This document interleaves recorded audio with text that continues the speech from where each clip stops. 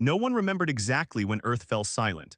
One moment we were screaming, protesting, begging the stars for mercy, and the next, the transmissions stopped. The alien empire shrugged it off like a minor inconvenience, a spark snuffed out in the void. After all, Earth was a backwater, a primitive world they had barely bothered to catalog. We weren't a threat, we weren't even interesting. In the grand councils of the stars, we were written off as a failure of natural selection. They didn't realize that silence wasn't surrender, silence was strategy. It had started decades earlier when the first ships of the Andari Syndicate cracked through Earth's atmosphere. They expected a people too weak to resist. They hit us hard, blasted cities into dust, enslaved millions, and stripped our oceans for their precious minerals. The survivors were herded into camps or left to rot among the ruins. The aliens thought that was the end of the story. But humans have a peculiar flaw: we don't break easily. Hidden deep underground under mountains and ocean floors, in crumbling subway tunnels and forgotten bunkers humanity built. We salvaged tech from the wrecks the Andari left behind. We dissected their machines, decoded their language, understood their weapons. We copied what we could, innovated what we couldn't, and quietly stitched it all together into something new, something terrifying. The galaxy moved on, forgetting us. The Andari fleet moved on to bigger targets, richer worlds. Only a skeletal force remained in orbit, a token garrison meant more to satisfy political requirements than anything else. Their arrogance insulated us. It gave us time, it gave us purpose. When the first of the dreadnoughts broke free of the Greenland ice, it sent no warning, no proud broadcast, no declaration of independence. It rose from the ice like a leviathan, dark, silent plates of alien alloy stitched together with human stubbornness. The garrison didn't even notice until it was too late. When the dreadnought's guns woke, they sang a song the stars hadn't heard in millennia, pure, unfiltered rage. The orbital stations disintegrated under withering barrages of kinetic rounds and plasma lances. Their sleek Andari design crumpled like tin beneath the dreadnought's fury. Their calls for backup were intercepted, jammed, silenced just as easily. Earth wasn't just surviving anymore, we were hunting. I remember standing on the cracked concrete of New Boston, watching burning debris rain down from the sky. People cheered, fists raised, tears cutting paths through the grime on their faces. It wasn't just vengeance, it was something deeper, a primal surge of hope, something we hadn't dared feel for generations. The first dreadnought was called Vengeance, a name chosen not by some commander or general. We didn't have those anymore, but by a mechanic who welded the last piece of its hull together. A name whispered in bunkers, painted in blood-red letters across its armored flanks. We didn't stop with one. Within weeks, two more rose, one from the jungles of the Amazon, stitched together by tribes thought lost to the world, another clawing its way out of the crumbled ruins of old Shanghai. The dreadnoughts weren't clean, polished, or pretty. They were brutal, monstrous, and they were ours. When the Andari realized what was happening, they panicked. They sent a distress signal to the wider galaxy, begging for reinforcements. But by the time response fleets were marshaled, Earth was already bristling with steel and fury. The galaxy thought Earth was defenseless. It was wrong. We had been silent because we were preparing to scream. The message that Earth had risen spread through the stars like wildfire. At first, no one believed it. How could a broken, conquered world, a primitive species, strike back?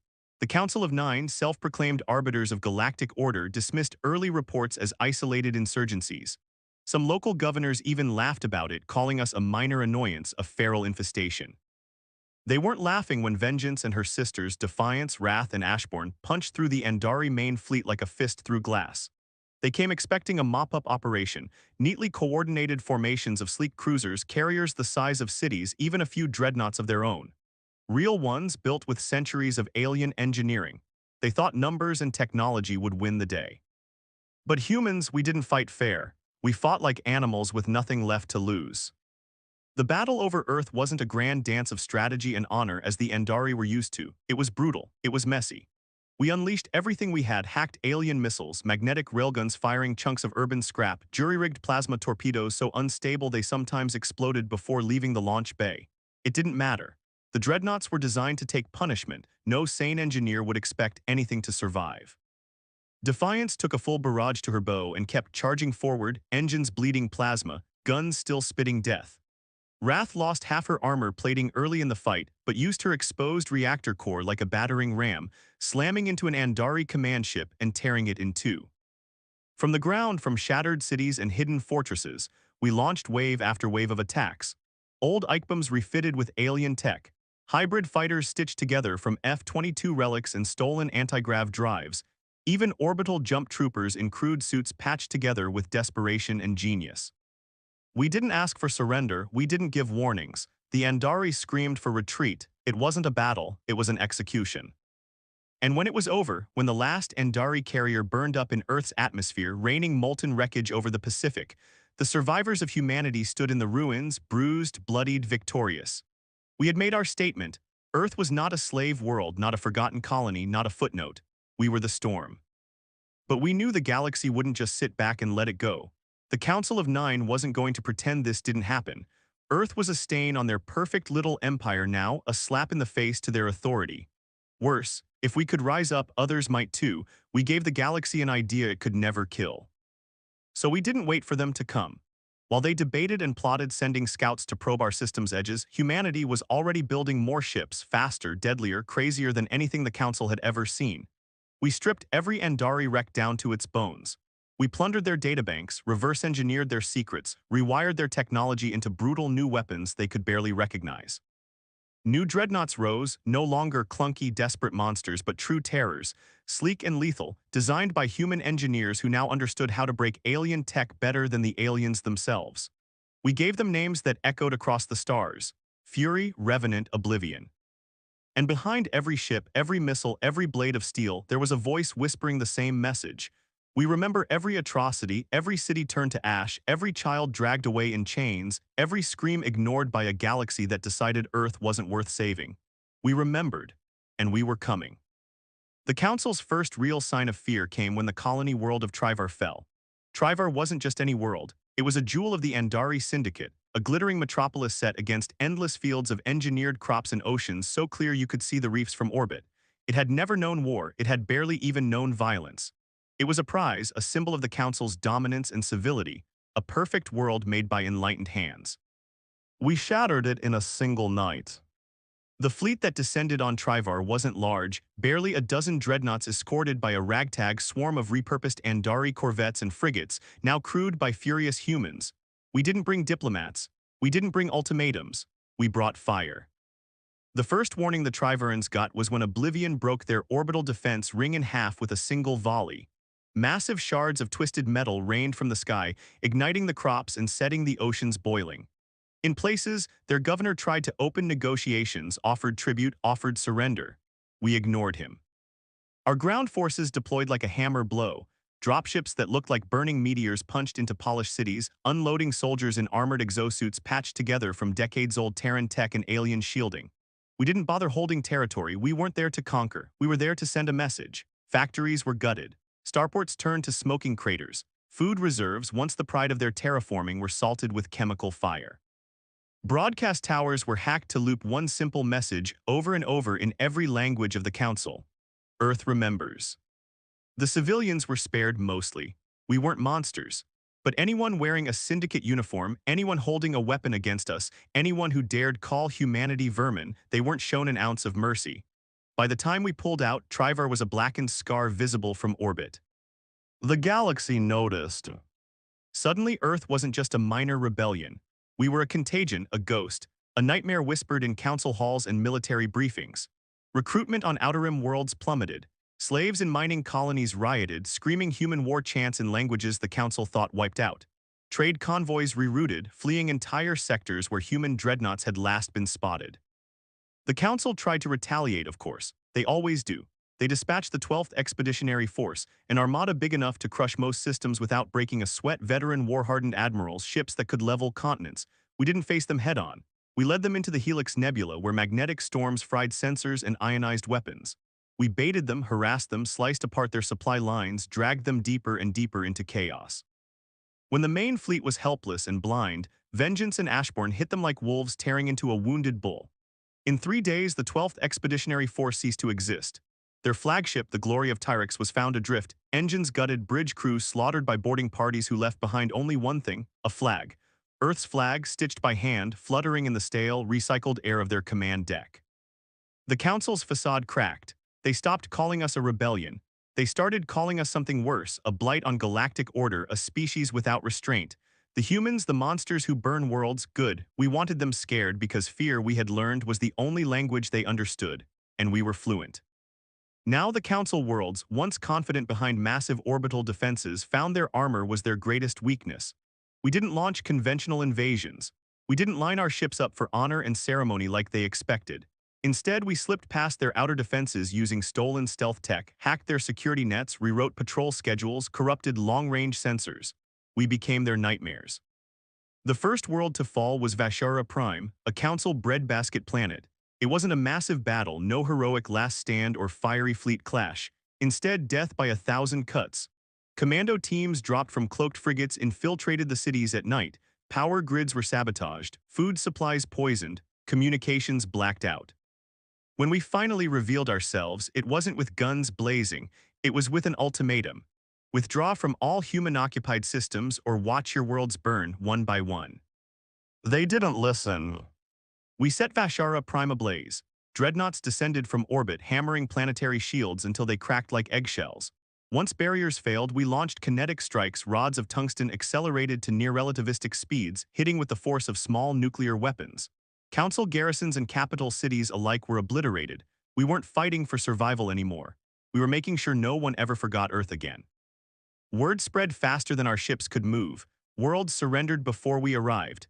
Council governors abandoned posts, fleeing in luxury cruisers while citizens rioted and begged for protection. Some tried to form militias, but they had no unity. They'd been too comfortable too long. We, however, had been forged in fire. Meanwhile, the Council itself began to fracture. Weaker species, those who only went along out of fear, started questioning everything. Why die for an empire that couldn't protect its own heartlands? Why obey leaders who couldn't stop a single primitive species from carving a path of fire across their worlds? Rebellions broke out in the outer sectors. Slave uprisings toppled colonial governors across the Gent Rim. Even some council fleets mutinied. The council leaders, bloated, terrified aristocrats, huddled in fortified palaces, sending desperate calls for aid, for unity, for something to stop the human tide. No one answered. Deep down, they knew there was no saving them. We weren't diplomats or liberators. We were the consequence of centuries of cruelty finally unleashed. But despite the victories, despite the crumbling empire, we knew it wasn't enough. Not yet. At the heart of the Council of Nine was Tarsus, a planet so heavily defended it had never seen an enemy fleet in orbit. Their true capital, their pride. If we wanted to end the Council once and for all, we had to take Tarsus. We had to show the galaxy there would be no mercy. The fleet gathered, vengeance, defiance, wrath, Ashborn fury, oblivion, and a dozen more dreadnoughts forged from blood, rage, and genius. Around them swarmed an armada of salvaged warships crewed by survivors, warriors who had nothing left to lose. We didn't broadcast a warning. We didn't offer surrender. We just set course. Engines burned like angry stars. Every ship carried the same message etched into their hulls: Earth remembers. Tarsus awaited, and so did our final reckoning. The final march wasn't silent. Across every human ship, from towering dreadnoughts to battered frigates still pockmarked with battle scars, music blared through the corridors, old Earth songs, war cries from a dozen cultures stitched together in a roaring chorus of defiance. Some sang, some prayed, some sat quietly sharpening blades or checking weapons one last time. Everyone understood this wasn't just another battle. This was the end of a war centuries in the making. Tarsus loomed ahead, a jewel wrapped in armor. Massive defense platforms orbited in tight formations, bristling with railguns, plasma cannons, and shield generators. Fleets patrolled skis, sleek council ships gleaming under twin suns. Automated mines floated in thick belts around every approach vector. If Earth had tried to storm Tarsus at the war's beginning, we'd have been crushed in minutes. But this wasn't the beginning. We weren't broken remnants anymore. We were death sharpened to a fine edge. Our attack began not with a frontal assault, but with the unexpected. Weeks before the final approach, human infiltration teams slipped into the outer layers of Tarsus's defense network.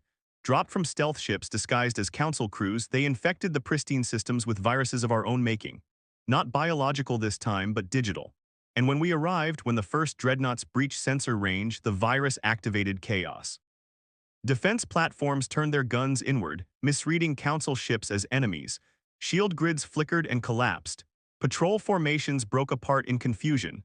Communications jammed under an avalanche of false signals. Half the Tarsus fleet didn't realize they were under attack until plasma beams sheared through hulls.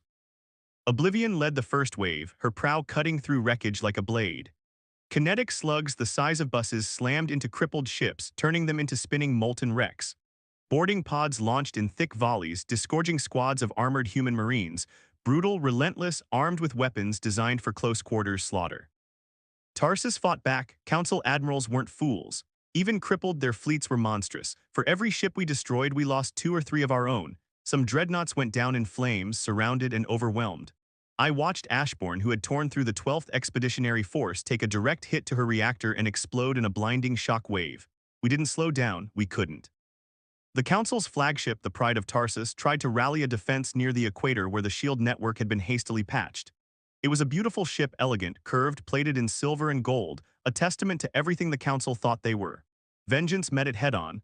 There were no speeches, no negotiations, just 2 titanic war machines tearing into each other with ferocity that made the stars tremble.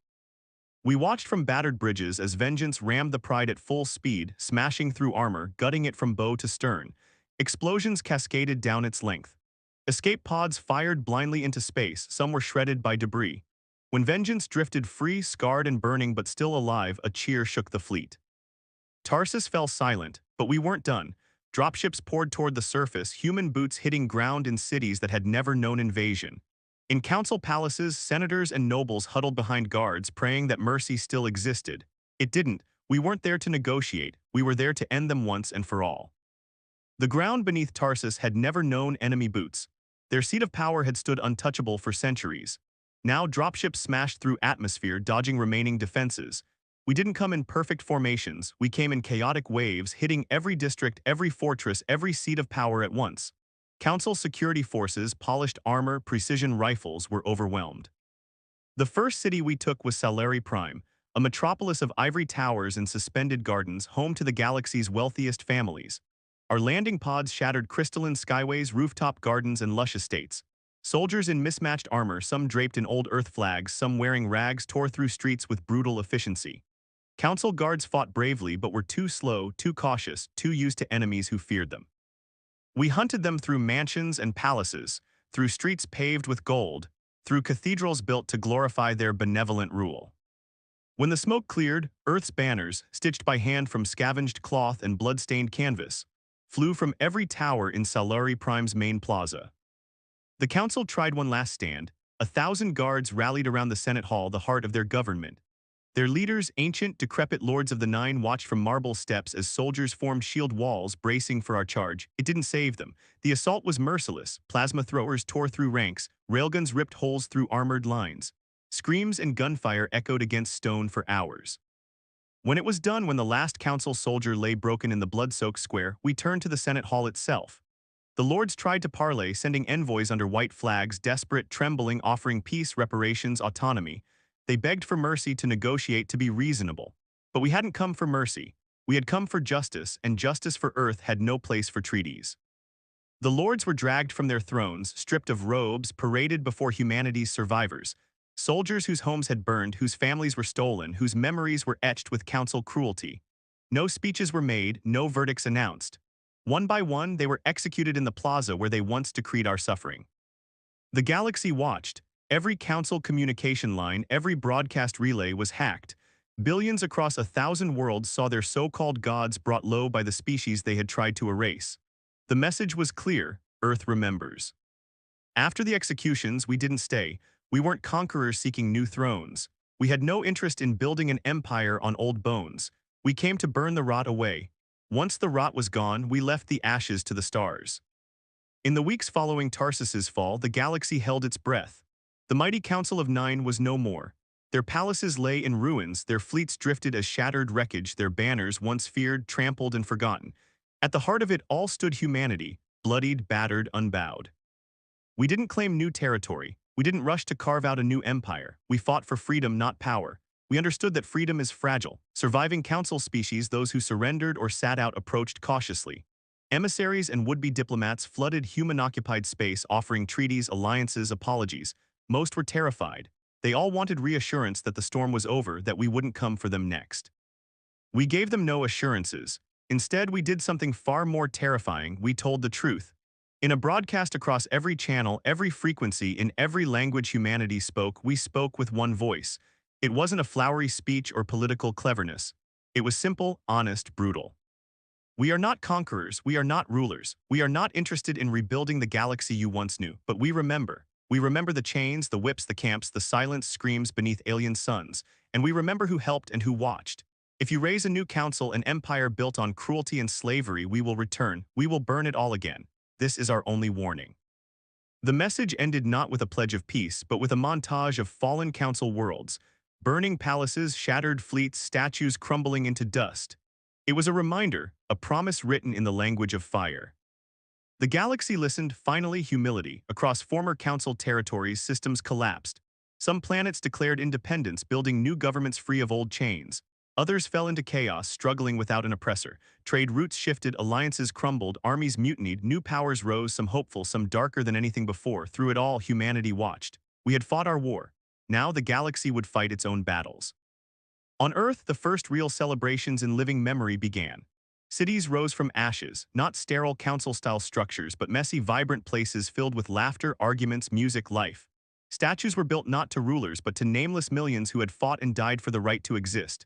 Every year, the anniversary of Tarsus's fall was remembered not with soldier parades, but with silence, a moment to honor what had been lost and what had been won. The Dreadnought's vengeance, wrath, defiance, and others were not retired. They were repaired, upgraded, and kept ready. Not because humanity sought new wars, but because we knew the truth better than anyone. Peace is never permanent, freedom is never free. Somewhere in the void, another tyrant would rise, another empire would think it could treat sentient life like property. When that day came, humanity would be ready, not as conquerors, not as rulers, but as the sword waiting in the darkness. Etched deep into the hull of every dreadnought, on every armored bone, was the simple phrase the galaxy would never again dare ignore: Earth remembers. In the months that followed, humanity did not rest on its laurels. Across Earth's renewed landscapes, former battlefields were transformed into halls of remembrance and learning centers, where the children of survivors studied both alien lore and human history, ensuring that neither arrogance nor amnesia would ever threaten their freedom again. Engineers and scholars worked side by side, adapting alien engines for peaceful exploration, while diplomats, once warriors, traveled to distant systems to weave tentative alliances built on mutual respect rather than fear. Beneath Earth's twin moons, a united council of human nations convened for the first time in centuries. They crafted a charter not of conquest, but of collective stewardship. Clauses protecting emerging civilizations, protocols for non-interference, and frameworks for sharing technology responsibly.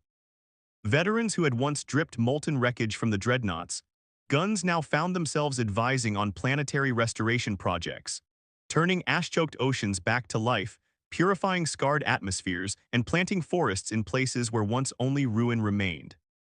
And yet, even as Earth healed, a quiet vigilance endured. Scouts returned with tales of scattered Andari survivors carving new enclaves in forgotten pockets of space, survivors who whispered of vengeance of their own.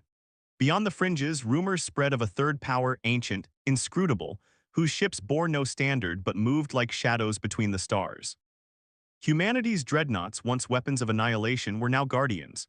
Their hulls repainted with the colors of both human and alien hands, their decks still etched with Earth remembers, not as a threat, but as a promise to defend the hard-won peace and to stand ready should darkness ever stir again across the newly charted sectors. Human envoys established listening posts on neutral moons, forging bonds with species long oppressed under the Council's yoke. They shared Earth's charter and offered aid in rebuilding shattered homeworlds. Medical teams, engineers, educators, letting deeds speak louder than declarations. In time, a loose confederation took shape, the Galactic conquered, where even once rival colonies sent representatives. Meanwhile, deep space exploration fleets, once the ragged remnants of Earth's scavenged armada, ventured beyond known star lanes. They mapped unclaimed systems, cataloged new flora and fauna, and discovered ancient ruins hinting at civilizations older than the Council of Nine itself. Each return brought stories of wonders and warnings in equal measure, fueling plans for cautious expansion balanced by strict non-interference policies. On Earth, beneath the rebuilt skylines of New Boston and Terra Nova, children played beneath banners declaring, "Remember, defend, renew." Monuments stood not only to Dreadnought's fury, but to the spirit that forged them: cooperation, ingenuity, resilience. Survivors' grandchildren learned both horror and hope in their history lessons, understanding that remembrance demands vigilance, and that peace once earned in fire and blood must be guarded with wisdom and compassion, lest Earth's silence be shattered again as the Galactic conquered matured. Echoes of Earth's journey resonated in every council chamber and Senate hall. Former slaves once shackled under Andari rule now govern their own worlds, drawing on lessons learned from Earth's rise. Planet-wide festivals celebrated shared histories of resistance. Songs born in subterranean bunkers, dances once performed by survivors beneath ruined skylines, and art that transformed scars into symbols of renewal. Yet beneath the harmony, whispers of an ancient threat lingered. Explorers returning from the void spoke of shattered star charts and ruins older than recorded time, gargantuan structures whose purpose was lost to the millennia.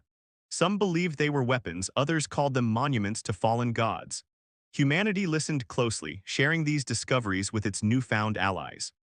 Together, they formed joint expeditions, mixed crews of human engineers, former Andari scholars, and emissaries from freed colonies, tasked with unraveling the secrets of those vanished civilizations. On Earth's surface, life flourished in unexpected ways. Coral reefs returned to rebuilt oceans, cities sprouted vertical forests that cleansed the air, and new sciences blended alien and human techniques to heal once poisoned soils. Memorials to the Dreadnought stood not in silent graveyards, but in open plazas where children traced the names of fallen mechanics and pilots, learning that innovation and courage could reshape the galaxy. And so, with vigilance and compassion intertwined, humanity stepped forward once more into the endless night. Earth's silence had become a voice, a beacon of warning that tyranny would always be met with defiance, and a promise that no world, no matter how small, would ever be forgotten again.